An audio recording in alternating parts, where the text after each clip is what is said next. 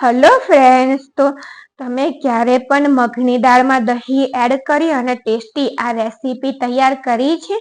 એક જ નાસ્તો ખાઈને કંટાળ્યા હોય તો આ ટેસ્ટી રેસીપી તમે જરૂરથી ટ્રાય કરજો. તો તેની માટે અહીંયા 1/4 કપ સોજી, એક બાઉલની અંદર 1/4 કપ સોજી, તેટલા જ પ્રમાણમાં એટલે કે 1/4 કપ દહીં એડ કરી દેવાનું.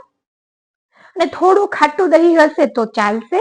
બંને વસ્તુને આપણે સારી રીતે મિક્સ કરી દેવાની. અને અહીંયા 3/4 કપ મગની દાળ, જેને 3 થી 4 કલાક માટે સારી રીતે પલાળી રાખવાની.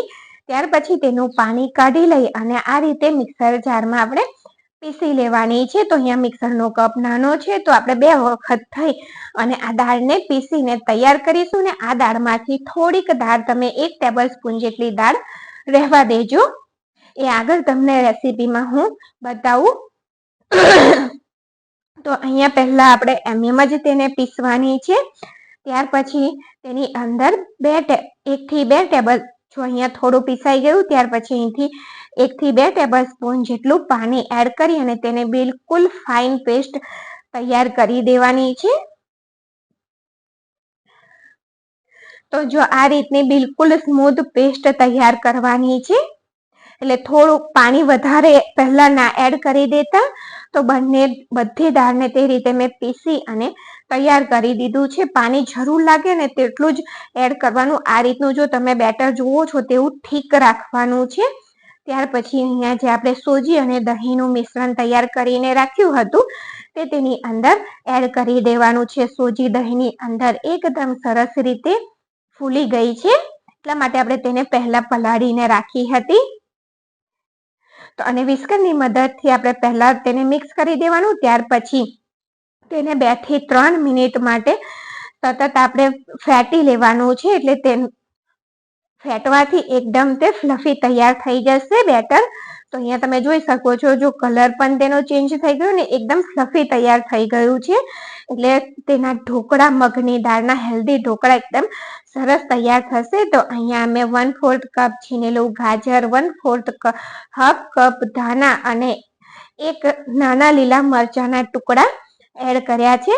અહીંયા તમને ગમતું, ગાજર સિવાય તમને કોઈ પણ ગમતું શાક હોય તે પણ તમે એડ કરી શકો છો. અને જે મેં આગળ કીધું હતું કે 1 ટેબલ સ્પૂન દાળ પલાળેલી રહેવા દેવાની, તે અહીંયા એડ કરી દેવાની છે. તેનાથી જ્યારે આ ઢોકળા બનીને તૈયાર થશે ને ત્યારે તેનો સ્વાદ ખૂબ જ સરસ લાગે છે. અહીંયા સ્વાદ પ્રમાણે મીઠું એડ કરી દેવાનું.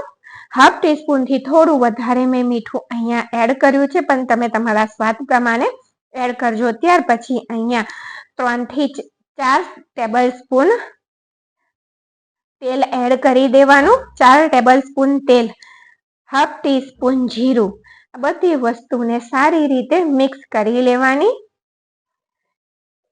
બિલકુલ હેલ્ધી અને ટેસ્ટી મગની દાળના ઢોકળા બનશે. તમે એકવાર આ રેસીપી જરૂરથી ટ્રાય કરજો. ત્યાર પછી અહીંયા મેં એક પ્લેટ લીધી છે, તેને આ રીતે તેલથી ગ્રીસ કરવાની અને થોડી ઊંડી હોય ને તેવી પ્લેટ લેજો, એટલે આ ફૂલીને એકદમ સરસ તૈયાર થાય. અને અહીંયા 1 પેકેટ ઈનો લીધો છે, જે સાદો ઈનો આવે તે જ લીધો છે. 1 પેકેટ લેવાનું. અને જો ચમચીમાં તમે જોશો ને તો 1 ટીસ્પૂન ઈનો થશે.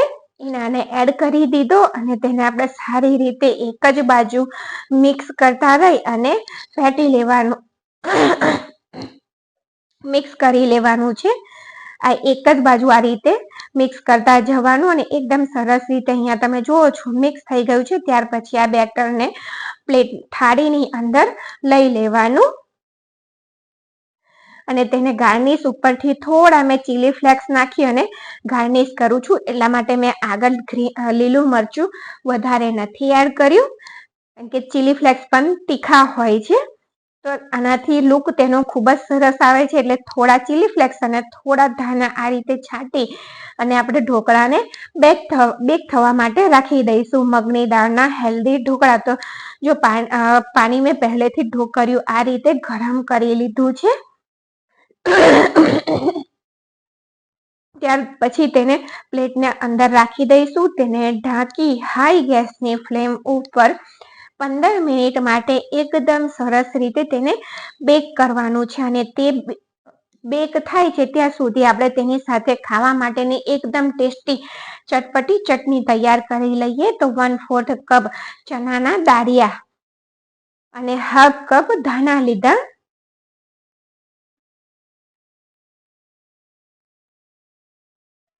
તેની સાથે જ અહીંયા મેં 5 સ્લાઇસ આ રીતની પાતળી કાપેલી સૂકા કોપરાની લીધી છે, કે તમારી પાસે કોપરાનું છીણ હોય તો તમે તે પણ એડ કરી શકો છો. 1/4 ટીસ્પૂન જીરું અને 1/4 કપ દહીં. એકદમ ટેસ્ટી અને ચટપટી ચટણી તૈયાર થશે. અને તેની સાથે જ સ્વાદ પ્રમાણે આપણે મીઠું એડ કરી દેવાનું અને બધી વસ્તુને સારી રીતે પીસી લેવાની છે. ને અહીંયા જો લીલું મરચું પણ એડ કરવાનું છે, એ રહી ગયું હતું એટલે ફરીથી હું પીસું છું અહીંયા ચટણીને. તો લીલું મરચું એડ કરી અને તેને ફરીથી આપણે પીસીને તૈયાર કરી લઈએ. અને તેની સાથે જ 1 ટીસ્પૂન ખાંડ પણ એડ કરજો, તો ચટણીનો ટેસ્ટ ખૂબ જ વધી જશે.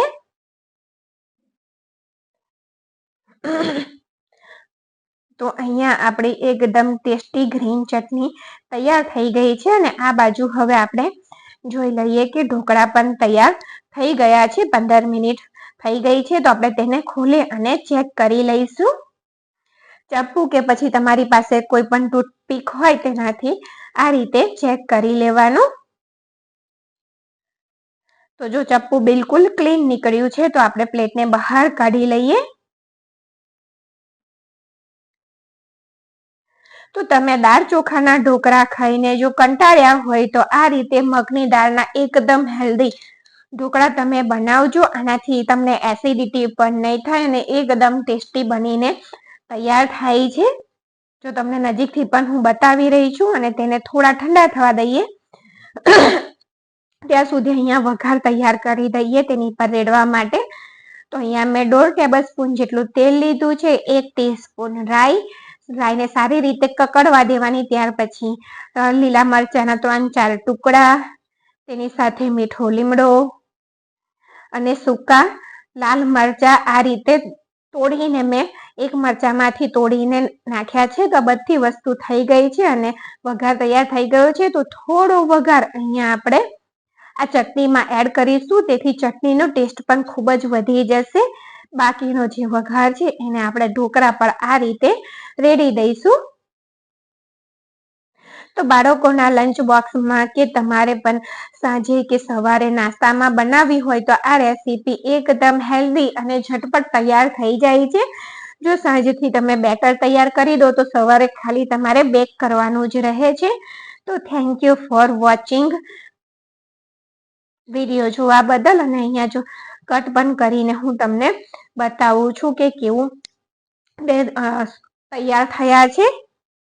તો અહીંયા જો આપણે સર્વ પણ કરી દઈએ. ટેસ્ટી આપણી ચટણી, તેની સાથે મગની દાળના હેલ્ધી ઢોકળા. આને આપણે કોઈ આથો લાવવાની પણ ઝંઝટ નથી કરવાની, જેથી આપણને એસિડિટી પણ નહીં થાય.